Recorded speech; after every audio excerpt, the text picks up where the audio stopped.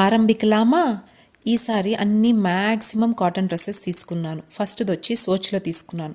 ఆ తర్వాత ఇది వచ్చేసరికి మేబెల్లో తీసుకున్నాను. ఇది కూడా బాగుండింది, కాటన్ డ్రెస్సే.